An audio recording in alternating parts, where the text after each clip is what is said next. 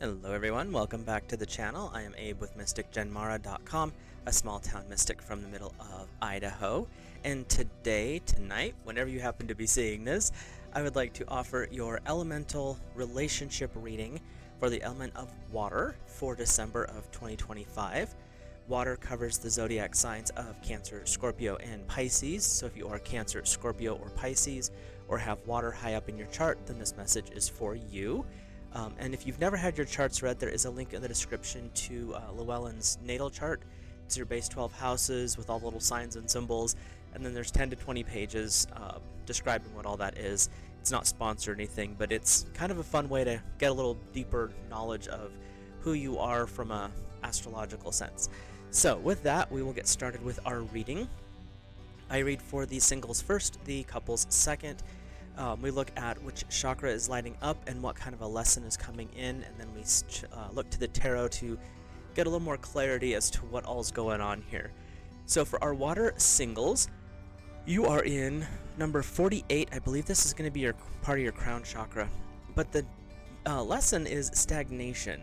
So this is kind of saying that you've reached a point, water singles, where you're not sure what direction to go next.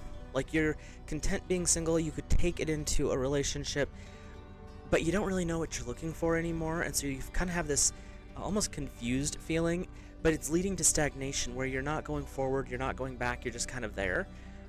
And we'll look into the book here in a second, because it always gives a little more detail.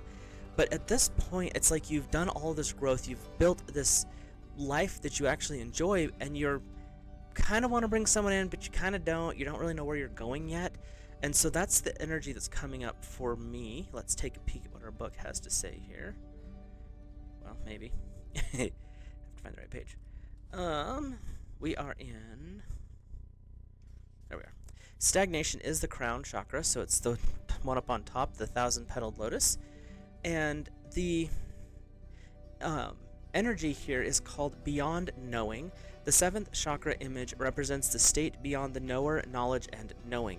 The individual self dissolves into the supreme infinite consciousness and awareness of truth being bliss, called by yogis Sat Chit Ananda.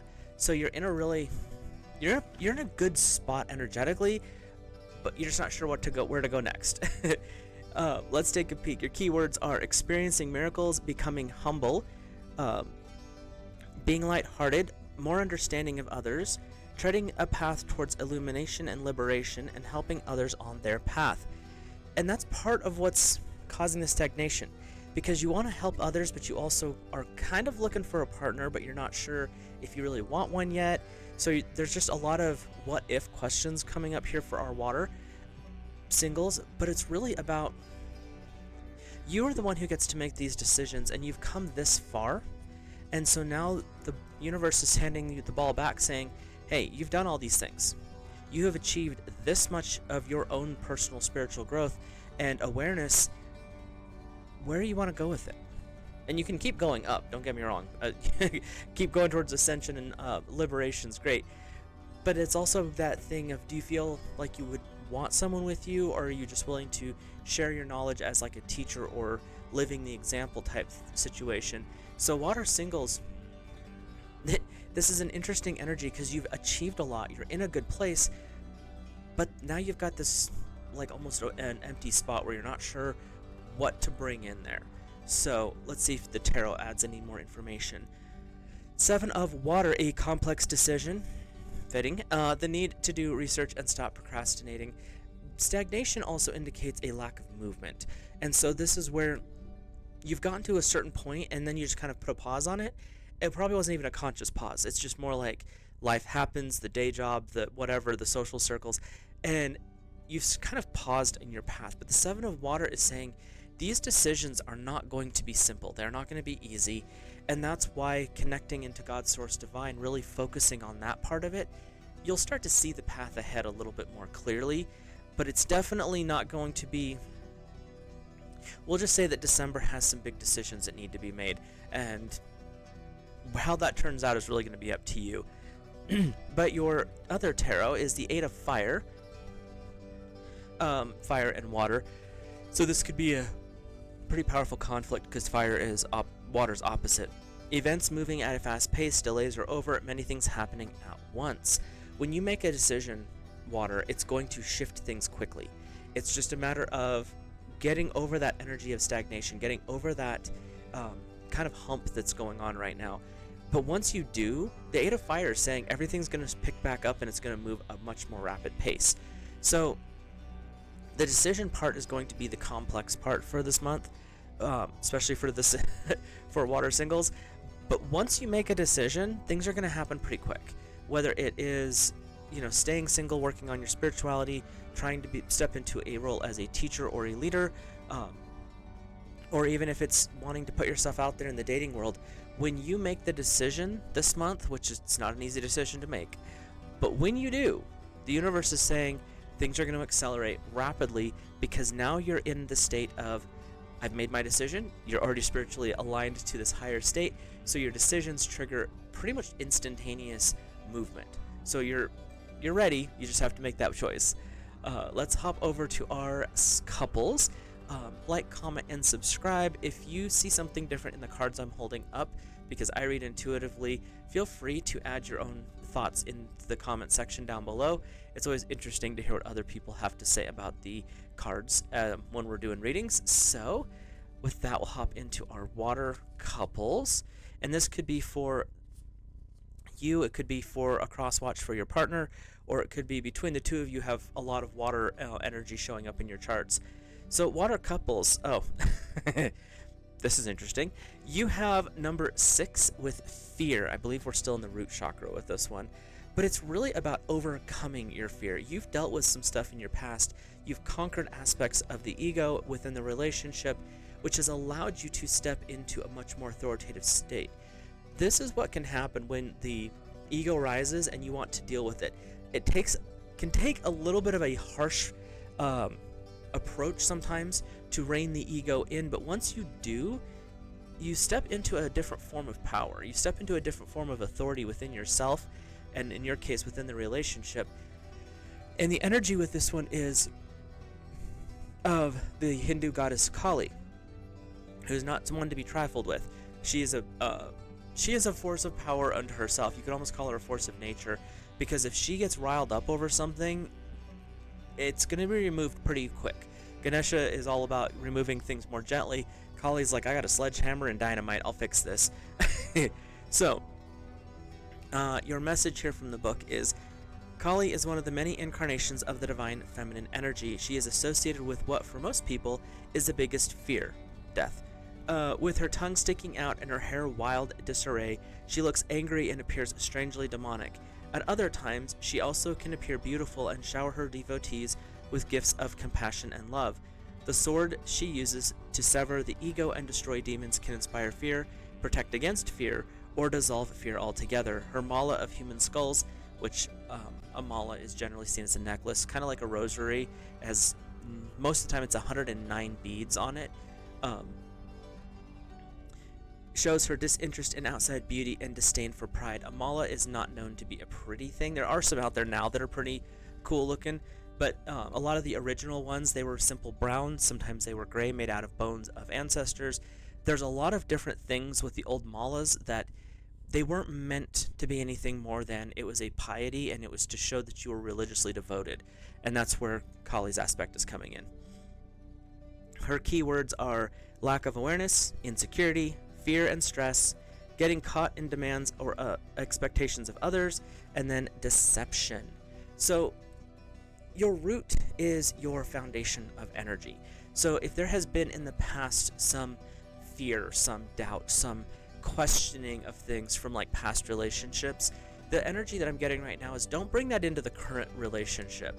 That's something that happened in the past. It deserves to stay there with whoever you left, because there was a reason for that. But don't bring that stuff into the current relationship. If you are not sure of something, communication is huge. But I'm also getting this impression that if you are having doubts, or you're in a new relationship and you're not really sure, there's no harm and there's no shade in seeking out appropriate counseling. Make sure you're together in that. Don't do single stuff. That way you can actually open the door to communication and have a mediator if there's something going on like that. But with Kali coming in, it's really about destroying the fear. So there's no reason to carry those doubts, fears, and concerns forward. Now, obviously, if there's something going on, you want to be aware of it. But if it's a reaction to something that happened in the past and it's still affecting you, that's where you want to try to work through that and sort it. And that's where this foundational energy of this new relationship, you want to purge out the fear. You want to purge out that egoic nature of, well, I have to be the center of attention. Not really. It's way more interesting if you're not the center of attention, because you can observe a lot more and you see things for how they really are when you're not in that state. So your first tarot, this is good, you're in water at least, is the Six of Water, or Six of Chalices if you use traditional tarot. Memories from your history or childhood, issues regarding children, romanticizing the past, exactly what you don't want to be doing. So the Six of Water is reiterating what this card is saying, your chakra card, is this is a time to be honest with yourself about your history, about your past. And in the relationship, if if they have questions, be honest with them as well. That way you guys can keep the doors to communication open. And the most important thing in a relationship, and everyone's going to have a different opinion on this, is to be open and honest about things. Yes, this is what was going on in the last relationship. This is why it ended. And admit if you had the fault, admit that. But then explain what you've learned from it, because it's not just, oh, I'm bad. It's, this is what happened. I didn't understand. I've grown in this aspect.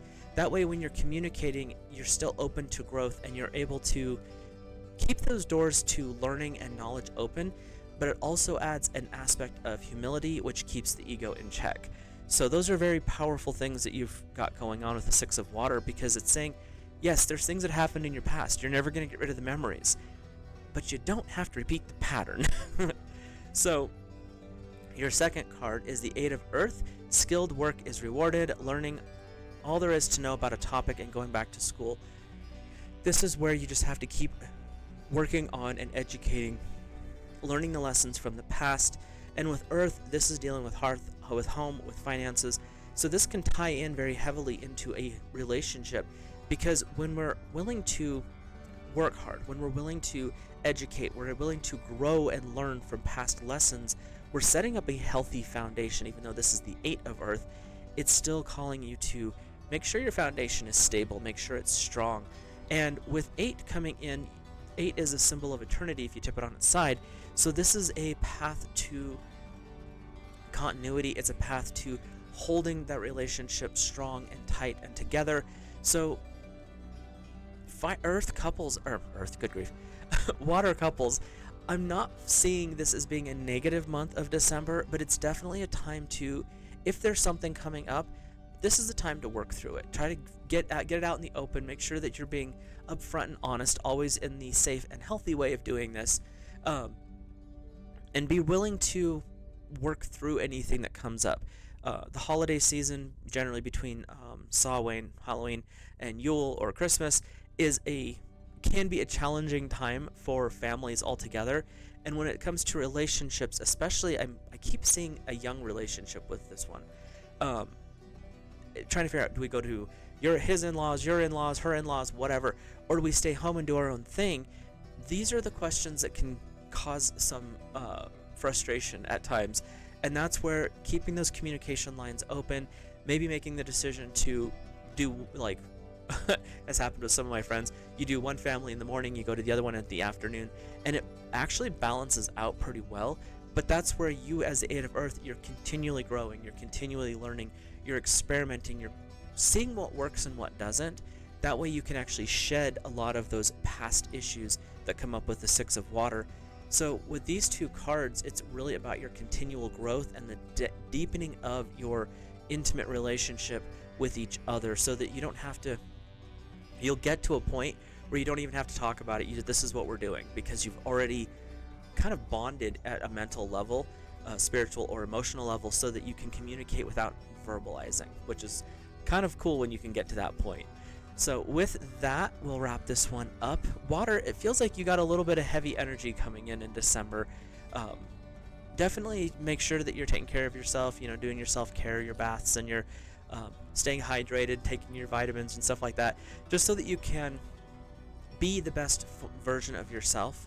And also work with your spiritual team, your guides, your guardians, your angels, God's source, however you see the divine, really work with that this month, because that's going to help smooth through the things that are coming up, because there's a little bit of heavy energy for water couples and singles, but it's not super negative. It's more of you've come to a point where it's time to make decisions, acknowledge lessons, and then once those decisions and lessons are made, it mellows out really quick is what I'm seeing, but there's definitely some things that have to be dealt with first. So with that, I will let you guys and gals go. I will see you in the next video. Have a great month of December, and I'll see you later.